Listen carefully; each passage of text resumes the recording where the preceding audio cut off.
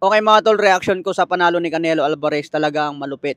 Bago nga po ang laban, nag-post ako sa Facebook na mananalo si Canelo Alvarez. Pinili ko si Canelo kasi matigas, may timing, may power. Yan yung tatlong katangian ni Canelo na magpapanalo sa kanya. Maganda yung pinakita ni Jaime Munguia sa unang round. So outbox talaga eh. Mahaba yung galamay ni Jaime Munguia, nagamit niya yon. Pero pagdating ng round 4, na timingan ni Canelo. Akala nyo siguro magpabugbog lang si Canelo, no? Pero ganun talaga si Canelo, slow starter eh. Binabasa niya muna yung kalaban niya, hindi muna yung gumaganti. Kaya tingnan nyo pagdating ng round 4, tinamaan ng hook uppercut itong si Jaime Munguia. Hook upper. Solid yung tumamang upper kaya bumagsak si Munguia. Doon pa lang mga tol, nakita ko na hindi kakayanin ni Munguia yung solid ni Canelo. Kapag tinatamaan niya si Jaime Munguia sa body shot, talagang nararamdaman niya eh. Binababa ni Munguia yung guard. So yung effective punches, talagang ramdam ni Munguia. Samantala kay Canelo mga tol, kahit anong lakas ang ipatama ni Munguia, sinasalo lahat ni Canelo, talagang matigas. So dun pa lang sa katigasan ni Canelo, mahirap nang tibagin. Kaya ang makakatalo talaga kay Canelo, hindi isang power puncher, kundi isang pure outboxer. Katulad sa ginawa ni Dimitri Bivol, na outbox niya si Canelo.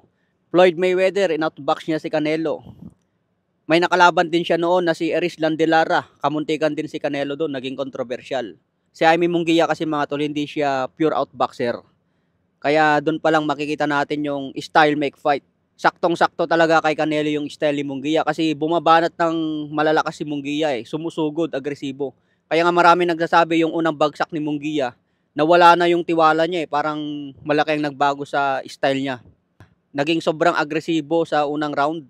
Sa sobrang agresibo niya, nakipagdikdikan kay Canelo kaya nasingitan ng uppercut. So sabi ni Canelo matapos ang laban mga tol eh, papalag siya kay David Benavides basta tama ang presyo.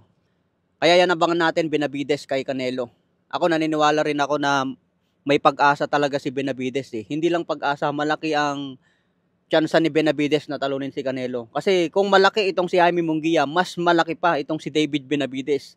Kaya nga sinasabi ni Canelo, kung tama ang bayad sa kanya, kung malaki ang ibabayad, papalagan niya si David Benavides. 33 years old pa lang si Canelo mga tol, habang itong si Jaime Munguia 27.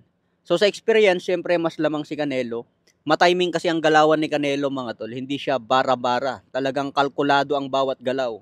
Counter puncher, solid, power, matigas. Kaya kung bara-bara ka sumugod kay Canelo, siguradong masisingitan ka niyan.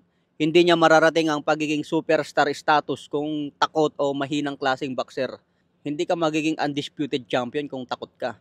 Kasi ang galawan dyan sa boxing mga tol, sa boxing world, business. Kung hindi ka magaling sa business sa boxing world, wala. Hindi lalaki ang bayad sa'yo.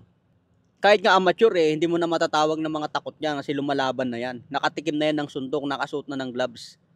Kaya chicken muna tayo mga tol kasi panalo yung apat na bata natin ngayon ay Mantas Estanyones, Brandon Figueroa, tapos si Mario Barrios, apat. Pang-apat si Canelo. So kung malupit ka talaga tumaya, mag-predict, talagang kikita ka talaga eh. Okay mga tol, so ingat tayo lagi sa mga boxing fans natin dyan. Nasa biyahe kasi tayo mga tol eh.